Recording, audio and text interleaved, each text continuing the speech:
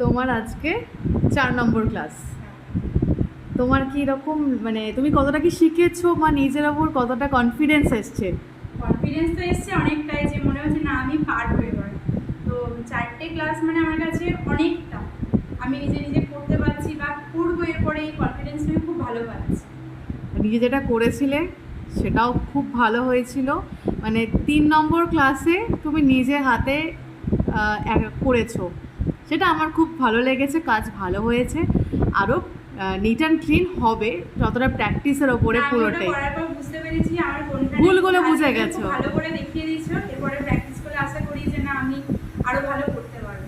নিজের ভুলগুলো নিজের কাজটাতেই বুঝে গেছো যে হ্যাঁ। কি ভুল হয়েছে। আর তোমার মোটামুটি যেটুকু শেখানো হচ্ছে তুমি সেটা স্যাটিসফাই? হ্যাঁ, একদম একদম। এখন সবে জেল এক্সটেনশন শেখানো হচ্ছে, এখন সবে শিখছি, মোটে 4টে ক্লাস, এখনই অনেকটা মনে হচ্ছে যে না আমার কাছে ব্যাপারটা অনেক সহজ হয়ে গেছে তোমার এত সুন্দর বোঝানো। তুমি যেহেতু তুমি একদম যেভাবে হাতে ধরে আমাকে শেখাচ্ছ বা হাতে ধরে বোঝাচ্ছ খুঁটিনাটি জিনিসগুলো, আমার কাছে পুরোটা ক্লিয়ার। এরপরে আরো যত হাতে ধরে প্র্যাকটিস একদম প্র্যাকটিস যত হবে তত কাজ হবে। একদম ঠিক আছে, চলো, থ্যাংক ইউ।